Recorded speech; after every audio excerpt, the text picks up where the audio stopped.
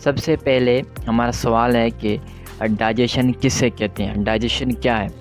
The process of breaking down of large food particles into small food particle is called digestion. यानी ऐसा अमल जिसमें foods के बड़े particle छोटे छोटे पार्टिकल में टूट जाएं तो उससे हम डाइजेशन कहते हैं। डाइजेशन के दो टाइप्स हैं, एक है फिजिकल डाइजेशन, दूसरा है chemical digestion. Physical digestion, the break down of food into smaller pieces is called physical digestion.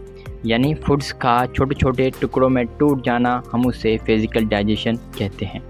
Number 2, chemical digestion, the break down of food through enzymes और acids is called chemical digestion. यानी foods का enzyme या acid के ज़रिए टूट जाना, हम उसे केमिकल डाइजेशन कहते हैं।